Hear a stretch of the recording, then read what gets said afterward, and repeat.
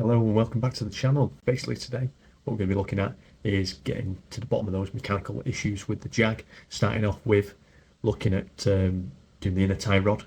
So you get the inner tie rod, get that wheel straight, makes it easier for us to basically roll the car back and forth if we have to manoeuvre it on the driveway at all.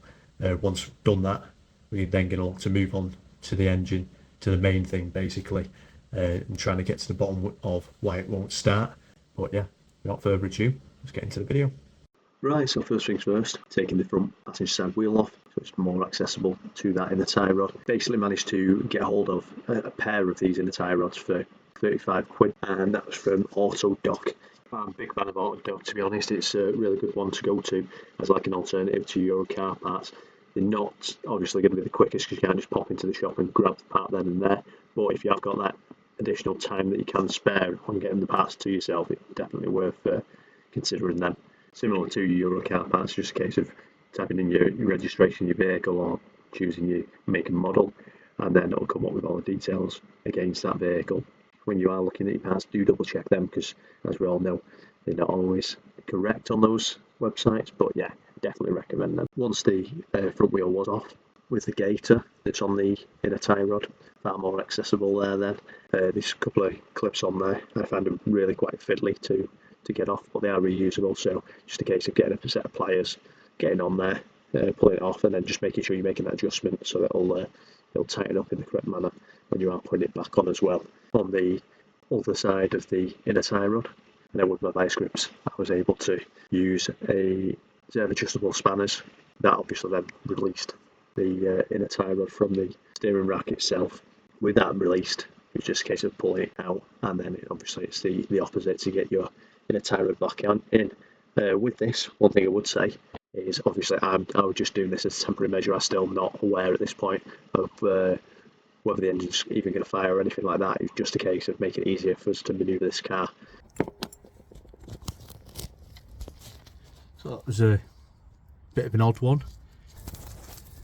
Into there now, just to check the threads are right, because that kind of came out a bit of a odd angle that for some reason, but well, looks to be fine. And the threads on there seem to be, I can see where they've gone there. So strip the threads on there. Now it does look to be okay in there, which, I mean, that's the main thing. That's what we're keeping on the car. So right, so actually when I managed to get the new inner tie rod onto that track rod end, it actually went in really smoothly, really nicely. So yeah, the thread was absolutely fine on that, which I think I was somewhat lucky in that. In terms of getting it back on, obviously it's just the reverse of what I have just gone through with taking it off. Just make sure you do this in the correct order, because it can be a bit of a messing about if you end up putting like the nut on prematurely, as I did a couple of times, and then to remove it to put the clips on to hold the gaiter in place, etc. But other than that, pretty straightforward. Once that's done, a case of releasing the tie rod itself from the hub, because that's the only way you're going to be able to spin it onto your actual inner tie rod and get it to where it needs to be before you can then to get everything squared up. Again, just working with the tools that I had, do what I could to release this tie rod itself. It's not the correct method to do it, but it worked for me, and as I say, it's a temporary measure. Getting it back on, obviously I won't be able to do that correctly and get it fully secured and fully tightened into place, but as I say, the method for me was just to do it enough so that I could lock everything in and I could move that car sort of backwards and forwards and use my steering again, because it was a right pain with having this in a tie rod throw. Just really made it impossible almost to push the car about, just because every time you try to push it, that wheel's trying to spin in on itself, and obviously once it's sort of at an angle and all the other three wheels are facing straight, it's acting almost as a brake. So yeah, this was a job that needed to be done. right, okay, so managed to get everything sorted in terms of the inner rod on that side, boot covers back on.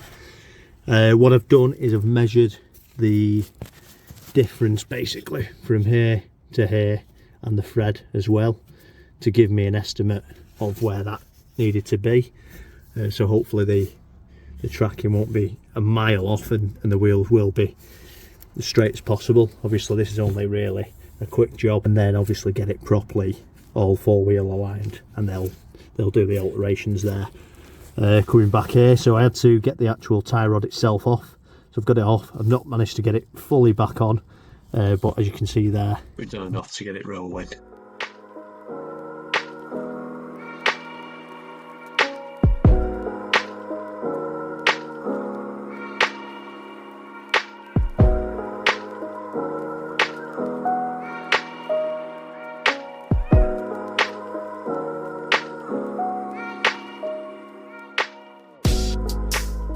Right, so that's the job done on that, and just go through some of the tools that I've actually used during this process. And all I really needed was what you can see in front of you there. So you've got your obvious for getting your wheel nuts off. Obviously make sure you've got your locking wheel nut as well to be able to pull your wheel off. In terms of actually jacking it up, obviously you've got your axle stand and your jack itself. Going on to the tools that I've actually used for the job itself specifically, I did have some mole grips as well, so I must say mole grips or vice grips, whatever you want to call them. Did use them for the rod to release the inner rod from the actual tie rod itself. Obviously new inner tie rod that I had is now on, and then in terms of getting the clips off on the boot that was, or the gaiter, whatever you want to call it, that was on the inner tie rod, and for getting them back on as well, getting the bigger one off at the back, just literally flicks it out with a screwdriver, get it back on. Use these dogs or adjustable spanners, whatever you want to call them. On the front one, the smaller one, just use a set of pliers. They came off easy enough. Getting them back on was actually easier with the adjustable pliers, to be honest with you.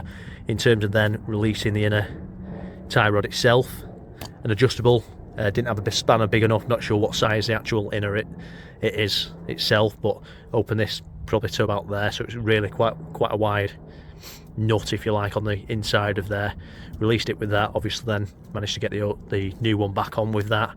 In terms of then getting the tie rod end off, because I had to take that off, as you've seen in the clip, to then be able to screw that onto the inner tie rod.